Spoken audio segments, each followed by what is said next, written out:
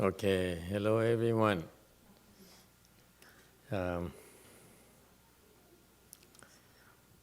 Today I'm coming to you from San Jose. And it is nice to be back in San Jose. In fact, I'm very pleased that people here have been working hard, and I notice that people here have been improving. It's just fascinating that and very impressive that you've been working hard, you've been improving, and that makes me very happy. I remember years ago, 2 decades ago, I started at my master's temple, and after 4.5 years of practicing very vigorously, working hard and meditating and so forth, and only one goal in life was to become enlightened, to learn about Chan meditation. And after 4.5 years, you know what my level was? Anyone know? Anyone remembers? Did I tell you about that?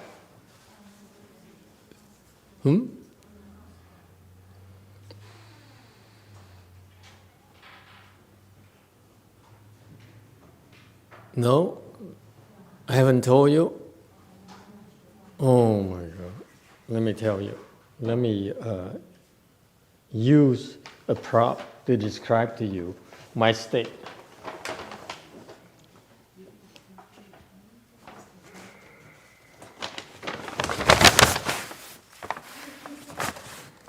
That's my level. Too ashamed to admit to you what it was. Second dhyana after 4.5 years.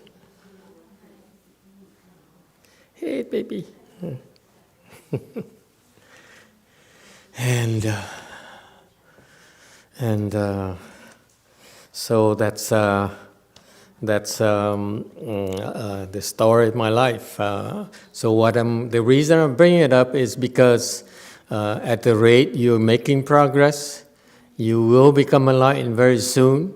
And please remember your old master and come back and save me. Okay? Is that a deal? And then you can have lunch today. In fact, it has manifestations.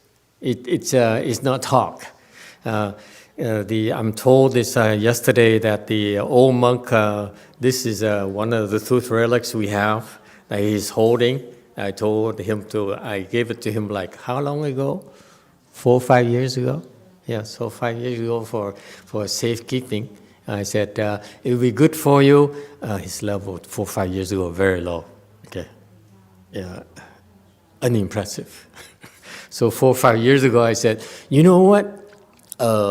These tooth relics have very strong force field. So when you meditate, bring it close to you so that you get some help. Maybe you become enlightened. So 4 or 5 years ago, so that's what he had. And he said recently he had some more babies, new babies, right? Is that from this the tube here? Is it a new one or the old one? All of them?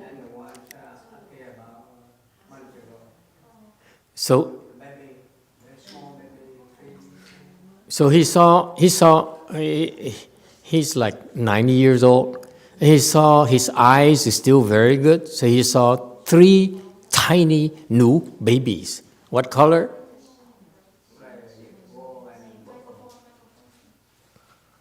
And light purple. The first one is purple, but I make it out and show to people around when I lost it.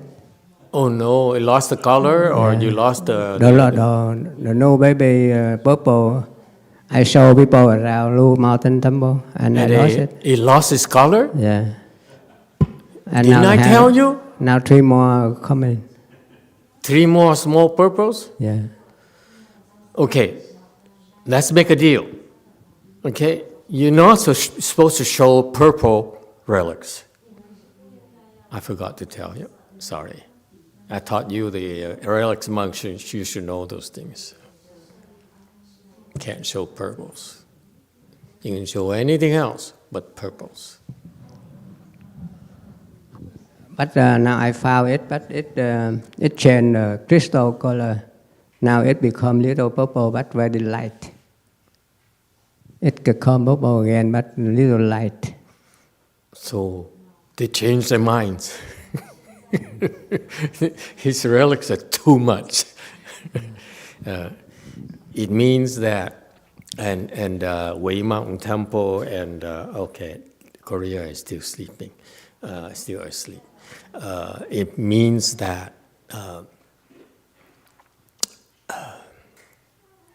I'm not sure I should tell you. If I told you, it might change colors again. Should I tell you or not? Yes. He said, I don't care, right? I mean, it's only a relic. Are you kidding me? This is Buddha's relic. It's not a simple thing.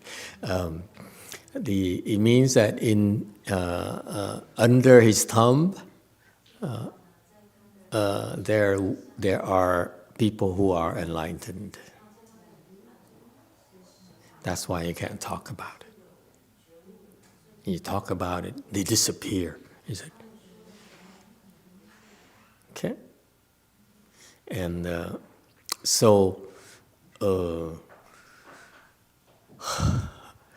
I hope you remember that when you become enlightened. Please come and save us. Okay? Yeah. So apparently the Northern Californians are giving us Southern Californians a run for our money. You know what it means? It means that they're breathing hard on our neck. So Southern Californian, you better become enlightened before these Northern Californians become enlightened, because you've been at it a lot longer.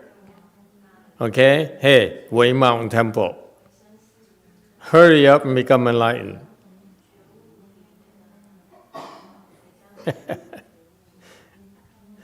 Wei Mountain Temple is meditating there. They're not responding to me now. Hey, what do you have to say, Wei Mountain Temple? There's so much competition among the branches. You know, the point is that it doesn't matter how big the temple is, how many people, it's how many of you will become enlightened. That's all that matters to us. Go ahead, Wei Mountain Temple, say something. Gosh, Master, you really have lit the fire under all of us, so we're really stuck, huh? Check your shariras, see if any purples. Okay. Mine, I don't have new shariras, let me tell you. I never have new shariras. All right, so that's the nature of cultivation. Everyone has a fair and equal chance. It's how hard you work and how well you work, and that's it. It doesn't matter. There's no seniority, there's no stuff, nothing guaranteed for you. It's you work hard, you have a chance. All right? You don't work hard, it's your own life. All right, any questions or comments?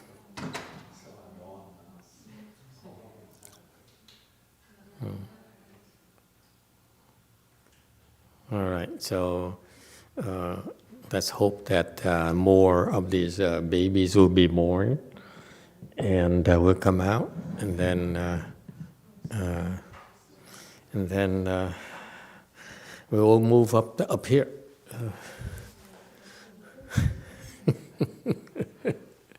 Keep it up. Yes, question.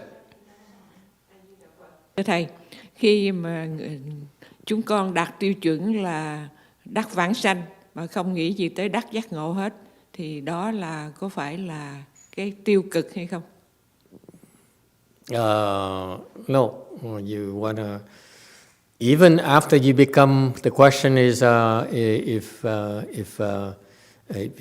we just want to set a goal to go for rebirth to the Pure Land and not become enlightened, is that still okay? I said, absolutely.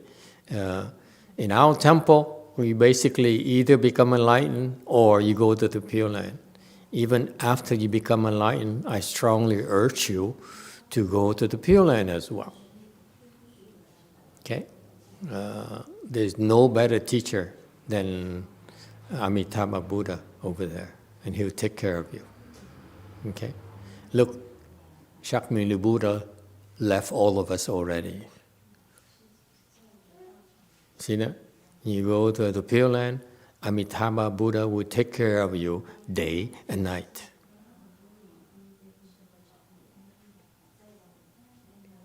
So it's much easier to cultivate over there. Any other questions? I would like to go to the Pure Land myself after I'm here, but it doesn't look very good. I know I'm going to fall to the hells. Yes, YouTube have a question. Question is from Jane. The question is, why can't you show relics in purple? You show relics, they disappear. The purple relics are very shy.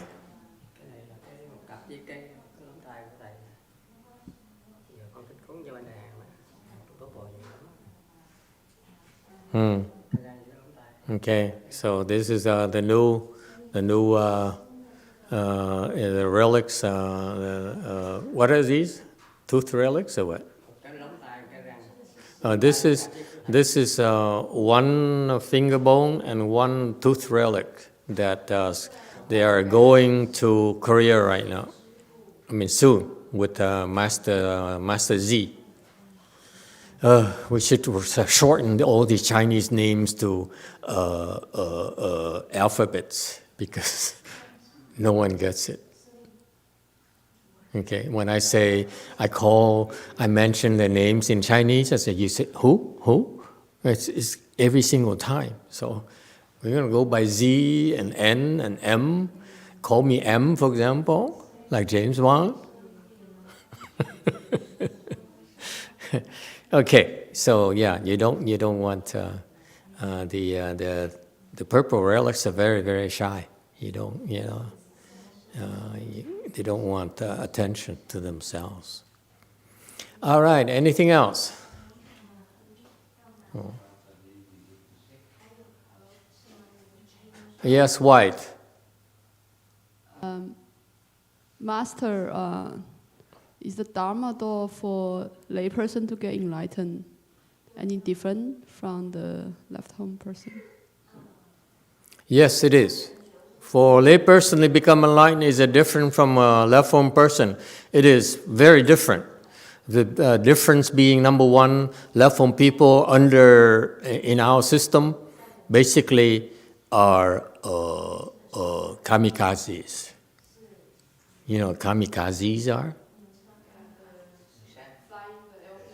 Yeah, the Japanese in World War II, to serve the emperor, they fly the airplane, and then because they're losing the war, so they sacrifice their lives they crash their airplanes into American aircraft carriers and destroyers and everything. So they used to sink the American fleet with the kamikazes.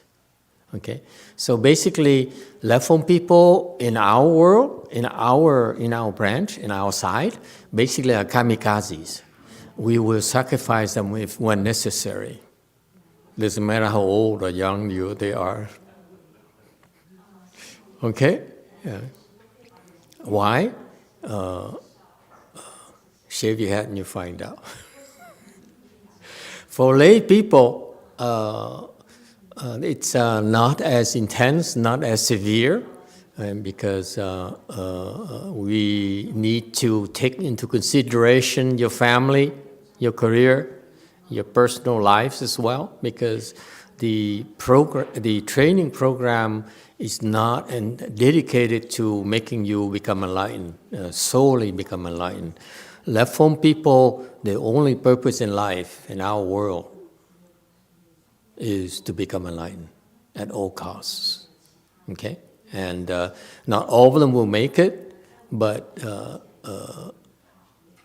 all of them will be sacrificed when, if necessary, to help others become enlightened. Okay? It's not for 小太, small children.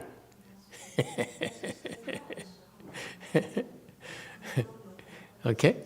But of course, lay people can also become enlightened.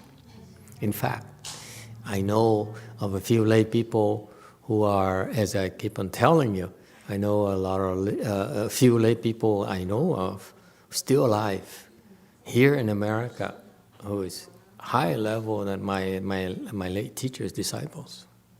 So it's possible. Okay.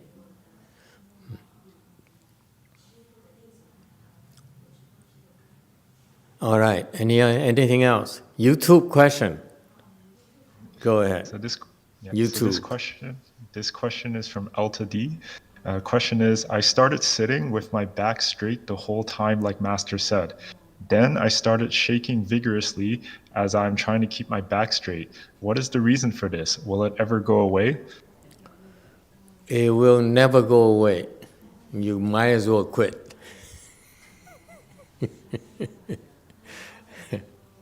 It's a good state. Don't worry about it. Okay? If eventually you understand why. Actually, a lot of my disciples have that problem, encountered that problem. Some of my non-disciples who have that problem quit, and no matter what I told them. So, but my disciples, if they don't quit, they eventually will understand. In fact, none of them understands yet. But it's because they don't need to understand until they need to teach and train people in Chan. Okay? It's not necessary for them to understand. Actually, it's good that they don't understand. It's good that you don't understand. Okay? It's a test. Are you going to continue? Are you going to not trust the instructions?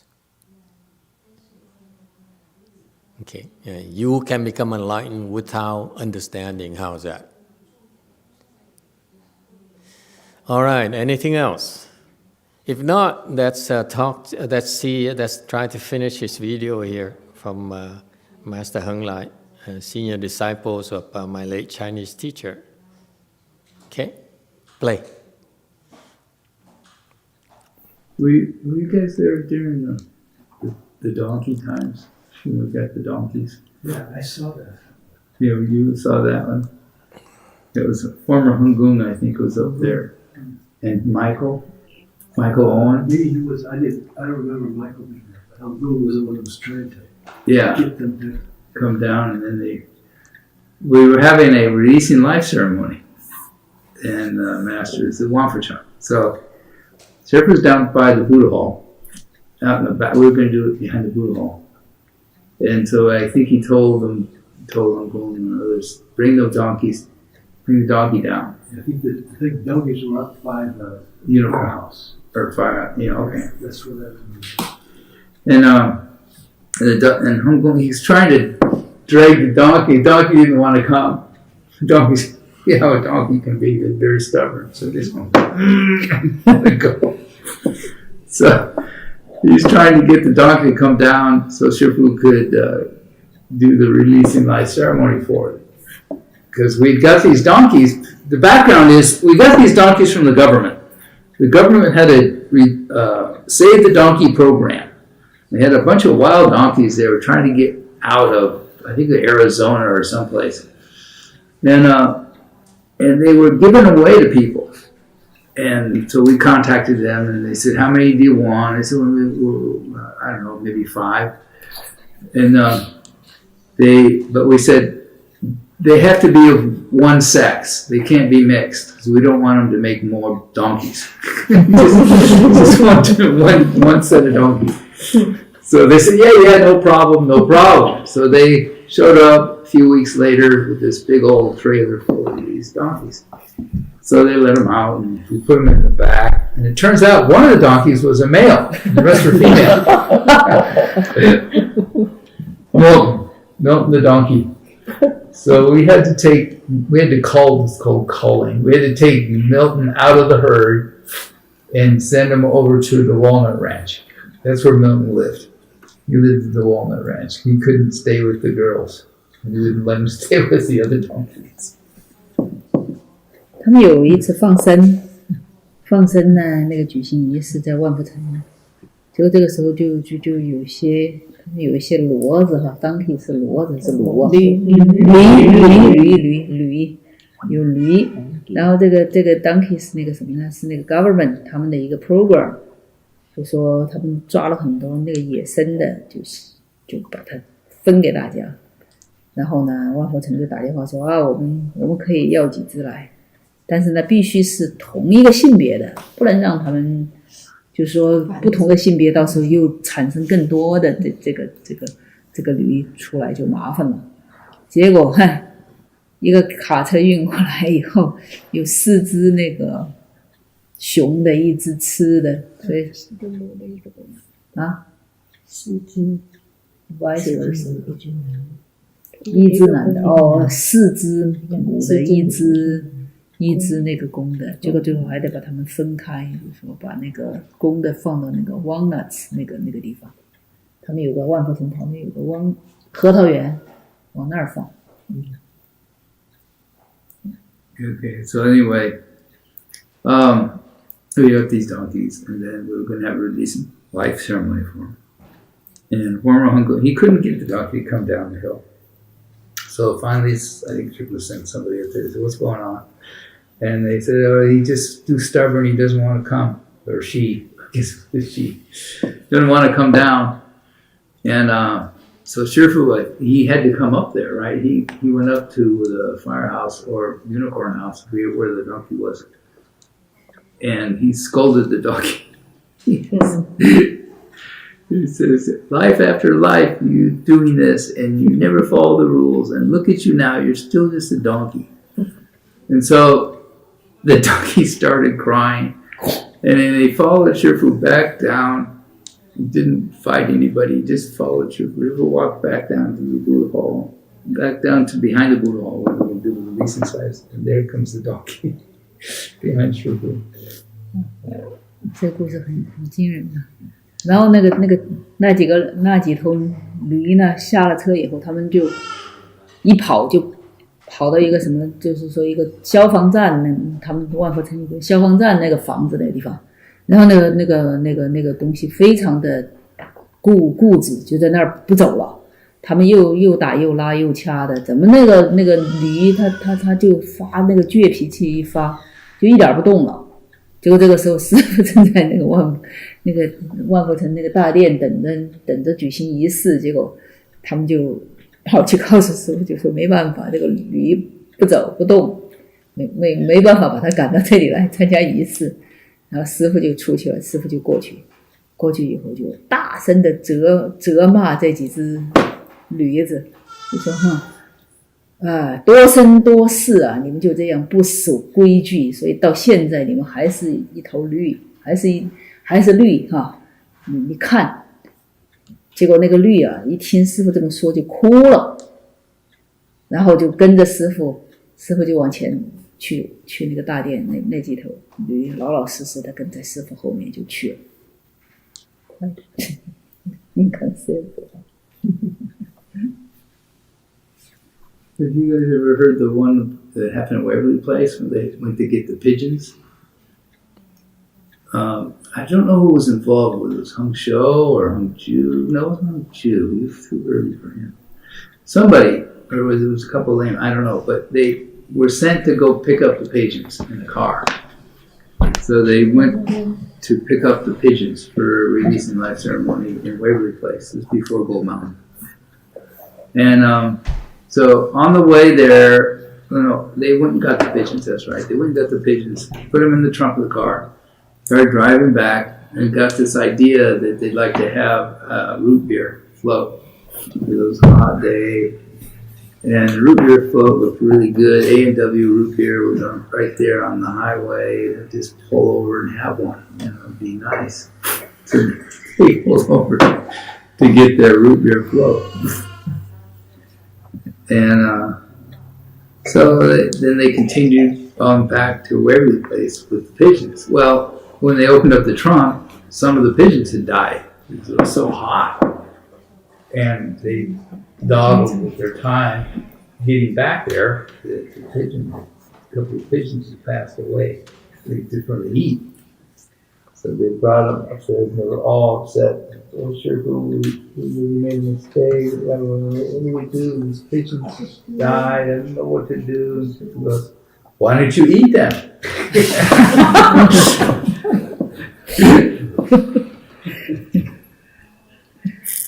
那个还有一次他们那个做这个放生呢，就是去买一些鸽子放生，结果呢他们去买了以后就把那个鸽子放在那个后面那个trunk里头，然后因为那天很热嘛，这几个人就说，哎，我们得去买一箱那个 root beer， 是一种饮料哈，这喝起来很爽的，觉得在路上觉得很爽，他们很高兴啊，就去买，就把车门一关就去买这个 root beer， 就这种饮料。结果呢，哎呀，那天天气实在太热了。等他们回来的时候，一打开trunk一看，哦，好几只鸽子已经死了，热死了，在那个trunk里面。这几个弟子回到旧金山就很害怕呀，就跟师父说呀，不知道怎么办啊，我们今天在路上有几只鸽子给热死了。师父就说：“你们怎么不把它吃了？” Then, so they learn not to be greedy for things like that. But it was by the other stories, like I don't know if you guys, well, when we first got Gold Mountain, it was just an old mattress factory. It had all these feathers and stuff in it. It took a long time to clean the place out. It was really dirty. And we started doing our own remodeling. We put our own rooms in. We didn't know anything. I don't think we had any professionals helping us at that time. It was just kind of hit or miss. Well, Father was learning the trade, so he was going to learn how to be a contractor. But most of us didn't know much about carpentry or anything. So everybody's just kind of slamming things together, putting up these walls. Instead of using 2x4s, they're using 2x2s and all this kind of nutty stuff. It's really mama hoo. Anyway, the monks there, the Hung Jing, Hung Zhou, Hung Jian, the guys, they're all kind of leading the remodeling. And they ran out of nails. So I think they sent Hung by, one of the shamis, they sent him, okay, you gotta go buy some nails. We can't keep working. So go buy some nails. So yeah. Meanwhile, they said, oh, this is a good time to take a tea break. So they all got the teapot going and they're just sitting around talking and having a good time. And Shifu shows up. Said, what doing? I said, well, Shifu, we're waiting for the nails. Oh, you're waiting for nails? He said, yeah, we have to wait for nails because we ran out of nails. Oh, so there's nothing else to do here. We just all sit down and wait for nails. Why don't we just wait for us to die? We can end working death. Let's just do that. So it went on and on and on. He just, well, you could have found something else to do. Why are you going around just sitting here having tea? You should be working. Well, what are you doing? You could be doing other things. 是不是还有一次就是他们那个刚刚买下那个旧金山那个金山寺的时候，因为当时那个金山寺是一个生产这个垫子床垫的这么一个工厂，里面很多那些鹅毛什么毛哈毛啊这些东西在里头，他们花了很长时间把那个地方清干净，然后这个时候就有几个法师恒寿还有什么几个人就他们作为这个主力，要把这个重新把这个结构啊这些改一改，重新装修。有一天呢他们那个正在干活的时候就没有那个钉子了，结果他们就拆一个小沙弥出去买钉子，然后这几个人就开始坐下来，哎呀没事干了，觉得砍大山，砍得很开心的时候，这个时候师父突然出现了。师父说你们在干什么呢？说我们因为现在正在干活，但是没有钉子了，我们在等钉子。师父说哎呀等钉子啊，你们怎么没有去等生死啊？等死还是等生死，反正就是说你们难道干这件事情除了那个等钉子，你们就不能干别的事儿吗？ He's always teaching us. Then it was when they first started moving in, that people would actually work around the clock. They would just keep going. They clean out this place and clean out that and take it to the dumpster and do that. They just worked all night long. And then they'd stop for morning recitation and then keep working. It was incredible. He had all that energy. He just kept going and going and going. You mean 师父 or disciple? Everybody. We had everybody going. Oh, okay. They didn't think they could do it, but he showed them they could do it. If he could do it, they can do it. Okay. 那时候他们刚刚搬进金山寺的时候，人都是每天24小时这么干活，刚早晨干到晚上第二天早晨做完早课又开始继续干，人都如此。就是说他能够一直 keep 这种 energy 这种干劲去干这些活。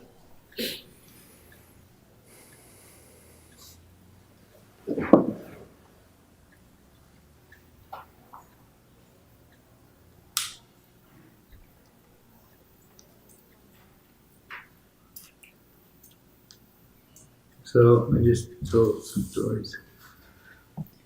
就现在给大家讲了这些故事。If anybody have questions, they can ask questions. 还有没有问题 Yes, yes. Okay. 我想请问的是，这个打坐啊，3天是很短的。那如果3个礼拜了，那一天比一天像，一天做比一天痛，那怎么做下去呢？那怎么克服他这个痛？ He says 3-day meditation is very short, but it's still painful when sit down. How about 3 weeks? How can keep up? Reduce the pain. Well, 3 days may seem short, but it also could be very long. It's not a matter of 3 days or 3 months, but we typically do Chan sessions in those days for about 3 weeks. Typically, every winter we do a 3-week Chan. We lead up to them first. We do either a Guanyin session or an Amitabha session first before we do the Chan. So we always have a recitation session before the Chan session to kind of tone us up for the Chan, in a sense. To get people used to, just used to getting ready to do the Chan session. But the pain in the legs thing, everybody had. Everybody has the pain in the legs problem. And everybody overcame it different ways. 他说，过去他们打坐，禅修是一般3个星期，但是在3个星期之前呢，他们一般有2个星期的那个观音期阿弥陀佛弥陀期，然后打完那个以后呢，开始禅坐。他说，这其实3天也许也可能很长，也可能很短，3天。他这个腿痛人人都有，而且这是人人都需要克服的。那这个麻跟痛不一样哦。麻的时候呢，麻到没感觉的时候，可不可以换腿？换腿的时候 limp. She Limp. feel limp and pain is different. When the leg got lumps, it's necessary to change the leg, the posture of leg. Well, you sit in the full lotus. Now, some people, you can put your left foot on your, let's see, left, this is left. Okay, you put it on your right thigh, and then you put your right foot on your left thigh. Or some people like to put their right foot on their left thigh first and put their left foot on the right side second. And the master says you can do it either way. It's all legal. It's legal full lotus. It's not fixed. It's the old days. It was right, left, right, but it really doesn't matter. Is there any limitation on how many times you change per section? Well, ideally you don't change. You just, when you sit in Chan, you just sit in Chan. So, like Hung Lu, he can just pick his legs right up and put them in a full lotus without touching them. I can't do that. That's really good. Yeah, so he sat so much that he's got it, so he can just go full lotus like a yoga. He just goes, he doesn't even touch his feet. 我翻译一下 ，Let me translate. Okay, stop. Any questions? I'm trying to finish this video here, so I'm just limiting my comments. So even though I really wanted to say something, it's an exercise of self-control. Yeah. Any questions?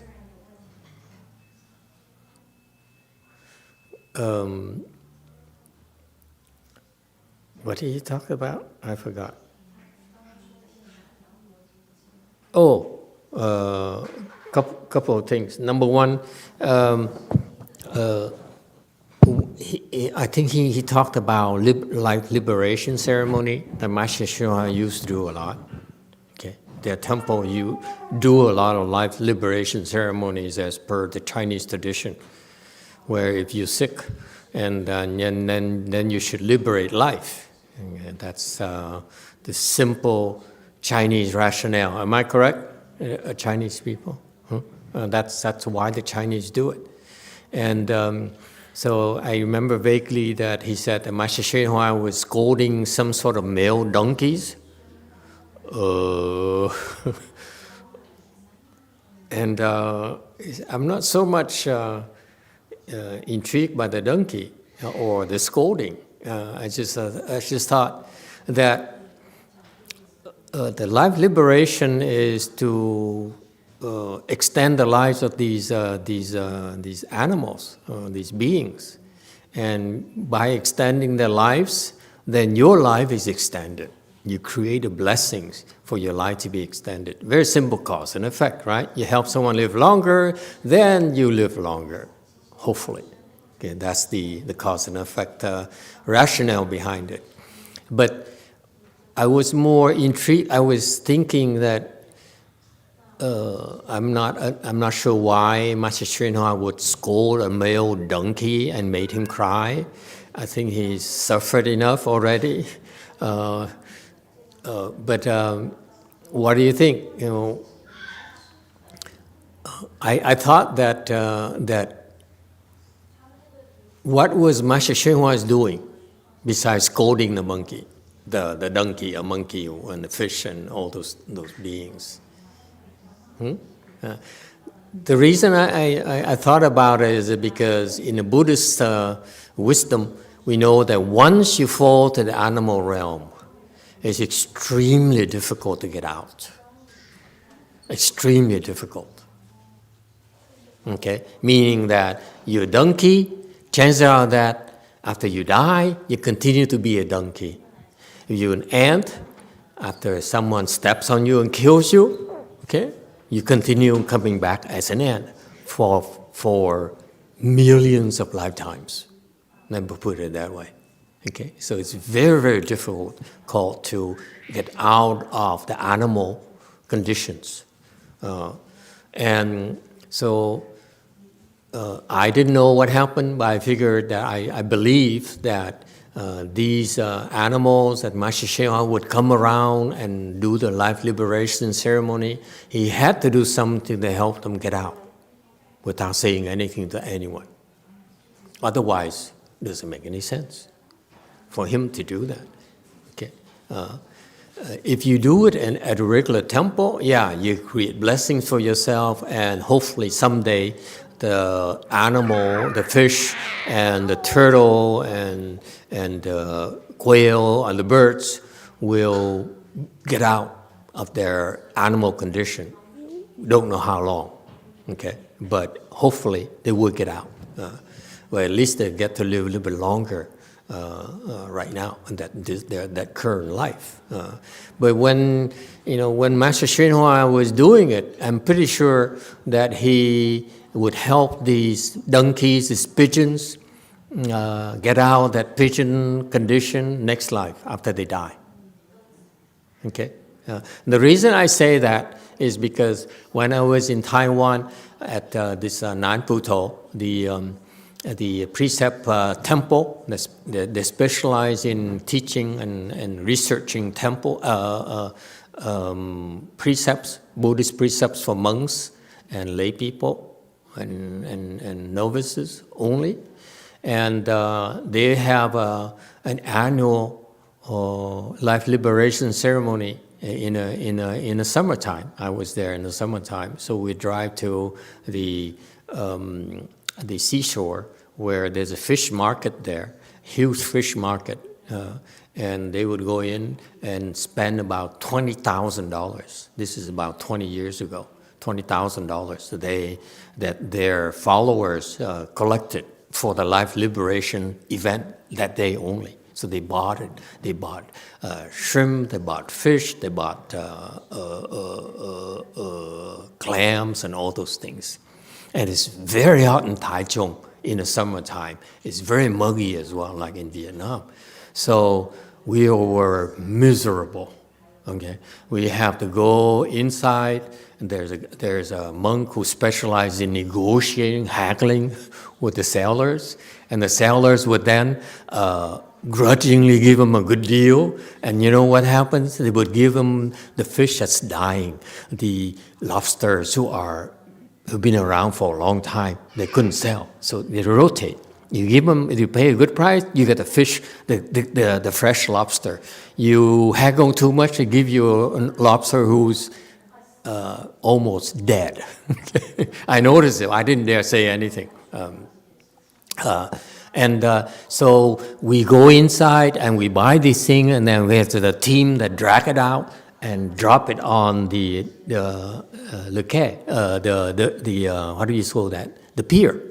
Okay, there's a pier right there. So you drop it down, and so we I was following these people. I was lazy. There's so many Taiwanese anyway. So I was going back and forth, observing and so forth. And I said, it's so hot, and after a few hours, the Taiwanese monks have this bad attitude, like myself as well. It's too hot. We're miserable. And we didn't want to be there. So I started asking myself, what am I doing here? What's the purpose of my being here? Okay? So I said, you know what? Since I have really not doing anything significant, nothing is a waste of my time, so why don't I just recite one tabejo for each shrimp, for each clam, so that with that blessings, hopefully, they will get out of the clam condition next lifetime. I mean, this lifetime, okay? After this lifetime. So I quietly walk with everyone, and when they're doing that, I recited Dabejo. And you know how fast it is? That's how fast I was able to recite the Great Compassion Mantra when I was younger. Okay? right? I recited extremely fast. And so it's because the Bodhisattva taught me how to do that. When I was in Long Beach Monastery, I was competing. And so Bodhisattva came and taught me how to do it quicker than anyone else. I'm very competitive. I said, they used to make fun of me. They were practicing the Great Compassion Mantra for 3 years before me, and then practiced the hands and eyes for 3 years before I did, or 10 years, 15 years before I did. And they were making fun of me, okay? And they said, why are you so slow? And so I said, well, I'm going to be faster than you. How's that? So lucky for me, a Bodhisattva came along and taught me how to do that. So I ended up reciting it extremely, extremely fast, and faster than any of them, any of the Hung disciples, Hung monks or nuns, as far as I know. And so I would recite this Great Compassion Mantra for each and every one of these animals, fish, the sea animals that we were liberating. Okay, I was doing that back and forth, and reciting, and at least I distracted myself from the heat and the misery. And lo and behold, after doing that for an hour, okay, people started saying, "Oh, look!" And we all look out to the ocean. Okay, it's about from here to the end of 2 blocks away, okay? The ocean.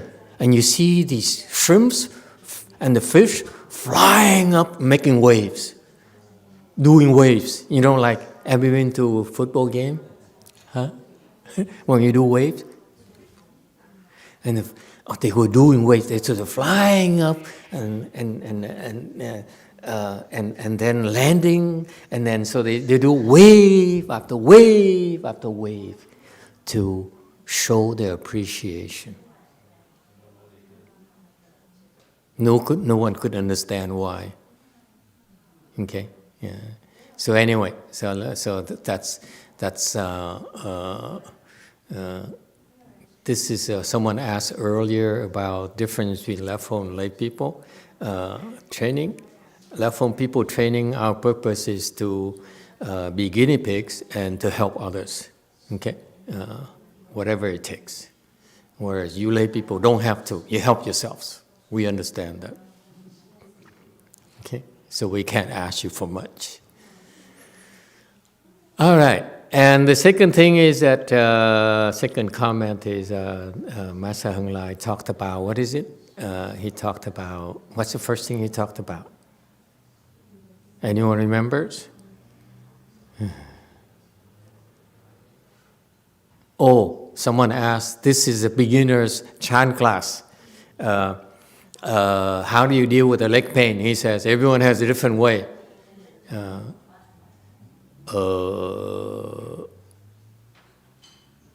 I have a slightly different answer.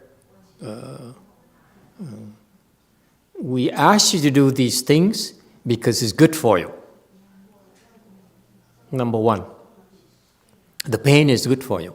Now, I can explain to you, and we spend hours and sessions explain to you time and time again why that you need to bear with the pains, because it's very good for you. It helps clear your head, increases your stamina, makes you healthier, and all those things. All the people who decided to endure the leg pains, the discomfort, they all said that. Okay? 100% of the times. So that's why we ask you to do it, because it's good for you. It's not about handling the leg pains. Yes, I figure out how to handle leg pains, but it's never the goal or the purpose. The purpose is to help you. Remember that? Okay. We do these things to help you, not because we have sadistic tendencies. Okay, we like to make you suffer.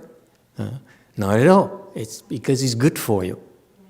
Okay, and the other reason is also much more important for, especially for monks and nuns. Not so much for lay people. Lay people, after a while, they said, enough of this. It's too painful. I can't take this. This is nonsense, and they drop out. Okay, and that's fine. We understand. Remember, you have different priorities, so we can't force you. But traditionally, Chan training is about enduring the leg pains, enduring the difficulties. Bearing with the difficulties. You can't bear it, then it's not much we can help you. Okay, go to an easier place where you feel happy and you feel peaceful and you can relax and so forth, and get your money's worth. Since you don't pay here, so we make you suffer. We feel it's fair. Okay, and the other reason, much more important, is for those of you who have the potential, like the monks and nuns, who really have no choice. Okay, it's a lot of competition, a lot of pressure on these monks. If they follow instructions, they bear with it, then it helps them increase their faith.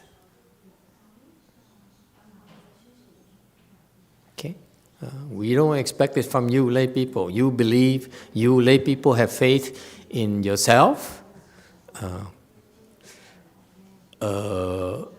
Someone told me recently, she said, I don't believe you, okay? But I believe in Buddha. I say, good for you. I believe in Buddha and I believe in myself.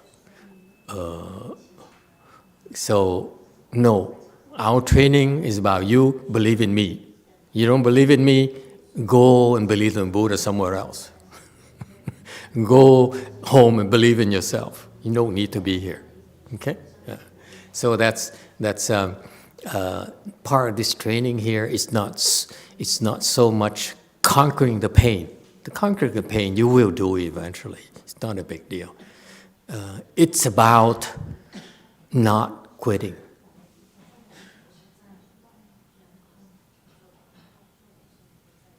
Okay? It's a test. If you quit, tough luck. You don't quit, good things, great things will happen to you. Like Master C has another purple relic, you know. All right, Wei Mountain has a question. Go ahead.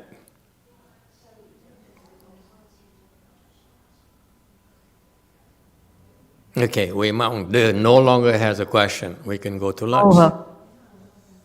Go ahead, Wei Mountain. Mô Phật là thầy. Mô Phật là thầy. I've been hearing this voice for 15 years now. And the faith is still not there. 15 năm. Mô Phật và thầy. Giống cái vụ phóng sanh đó thầy. Thì có 3 cái điều kiện, 3 cái câu hỏi. Một câu hỏi thứ nhất đó, người ta phóng sanh đó thầy, người ta Quả Ngân thì cũng đi tham dự đi phóng sanh, chứ Quả Ngân thì không biết đi phóng sanh. Thì ngọ nghe nói là đi mua chim đó để phóng sanh, mà cái người đó có bệnh nhiều quá đó, thầy phóng sanh này đó mua con chim nào đó rồi để cho phóng sanh để nó lãnh cái tội, cái bệnh của cái người này đi. Là thứ nhất. These two people are too much. Thứ nhì đó thì người ta đã phóng sanh đó, thầy nói mình mua cá mua này đi phóng sanh đó để cho mình sống dai trường thọ. Rồi thứ ba đó thì người ta nói đó, mà mình đi phóng sanh đó gặp ngồi đi dạng Phật thành đó thì nghe, mình đi phóng sanh dạng Phật thành đó thì mấy mà con chim con cá rồi đó thì mua vô trong dạng Phật thành đó thì phóng sanh đó thì những con đó thì nó được siêu thoát. ba thứ là ngọn ngà. Okay. All right. So what's the question? Cái người ta mua đi phóng sanh đó, thầy, cái người bệnh đó nó là đi mua chim đi phóng sanh đi để nó lãnh cái bệnh của cái người phóng con chim đi, hoặc con gì nó lãnh đi. Okay. It's not true. Number one, the fact that when you liberate a bird during this life liberation, this Chichang person from the city of 10,000 Buddhas, they seem to believe that then if you're sick, your sickness passes on to the bird, to the beings who are liberated. That's not true. There's no such relationship. You liberate life, meaning you extend these birds and these fish, the lives of those animals. That's it. That's all you do. The Buddhist has no Dharma that does transfer your sickness to the animals, to the birds. We don't do that. Okay, so that's totally wrong. The reason that you get better is because you extend their lives. Your sickness is designed to shorten your lives. When you extend someone else's life, you get the benefit, okay, the blessings for your life to be extended. And hopefully, it's this life. Okay, it's no guarantee, but hopefully it's this life. That's all it means. Okay. Number two, what is that? Number three, those beings will be liberated. Yes, they will be liberated based on the Dharma, life liberation, the Buddhist life liberation Dharma. When we conduct ceremony, the left form people conduct the ceremony, or lay people conduct that ceremony, they create blessings for these beings to be liberated from the animal condition. That's true. Question is when. Okay? I forgot to mention when I made my point earlier is that the reason I wonder about Master YongHua who was there and what he was doing is that it's very difficult for these animals to be liberated with Master YongHua there. So it's got to be additional benefits. Okay, that's my point. Meaning that if you do the ceremony without him, yes, eventually these beings will be liberated and they stop being a bird, stop being a fish. But most likely it's not immediate. Okay, in particular, if you are bothered by the heat and you're bothered by the humidity, you're very afflicted. So whatever you do the ceremony is the effectiveness is further reduced. Okay, because basically. Honestly, I look at those monks, I said, they're so afflicted, they're not interested, they're reciting and they're skipping lines and stuff like that, and they're complaining. I say, oh my God, what am I doing here? I gave money already. Why do I still need to bear the heat and the humidity and all this suffering? So you have that kind of mindset, and then I doubt that the Dharma is executed, and the executed Dharma is that effective. Okay, and what's point number two that this woman here asked? Anyone remembers? Ask her. Second question is? Mô Phật, câu hỏi thứ hai là người ta phóng sanh đó để cho người ta trường thọ. Giống mình ta. That's correct. If you do life liberation, your life will be extended. Questions whether it's visible, whether it's significant enough for you to notice the difference. Okay, meaning that yes, when you liberate life, you extend in someone else's life. Therefore, your life is extended. That's correct. Does it mean your life? Does it mean you live longer? Not necessarily. Okay, for example, you liberate life, okay, and you did a good deed there. Okay, so your life is extended because of that good deed, and then you stop by a bulgogi Korean barbecue. and eat some beef. Okay? So one hand, you just extended someone else's life. The other hand, you go to a restaurant and shorten some cattle's lives. Okay? So you see, because it's associated with your life liberation, you liberate lives here, and part of that liberation life process, you stop by a restaurant and then shorten some other being's lives. So you see, hopefully it's not significant enough for to be harmful to you. But that's my point. My point being that it's cause and effect. You extend your life, but you may not notice it. Okay. That the Dharma will help you lengthen your life. That's true. All right. Anything else? Well, time is almost up. So, any quick question? And that's it. Cái câu này, tại vì con nghe cái chị đó đi mua mấy con chim mà đi phóng sanh thì gia đình đi bệnh hoài thôi. Thì cổ nói là mua nhiều một chút, đi mua 10 con, hồi đó mua 5 con thôi, mua tới 10 con để cho nó gánh cái tội cái bệnh cái gia đình này đi. Quán ngăn nghe nó, trời ơi, nó làm con chim đã khổ quá chừng rồi sao mà đi gắn cái tội này cho nó nữa. Quán ngăn nghĩ như vậy đó, mà không biết có đúng không. Thì Quán ngăn nghĩ đó, cái mình đi phóng sanh đó là cái vụ này là rất là mê tín chứ không phải là Yeah, she's right. And, the fact that the people she knows believes that you spend more money, liberate more beings so that you can pass on your sickness to them because they are very sick. The family has many sicknesses, and it's incorrect. You cannot pass on. If there's a way to do that, there's the doctors and nurses and pharmacists would be out of a job. Okay. So it's not possible for that to happen.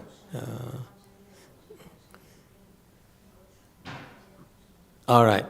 So absolutely, they're wrong. There's no such thing. Anything else? Okay. Thank you, everyone. It's lunchtime, so let's go eat lunch. Okay. Thank you.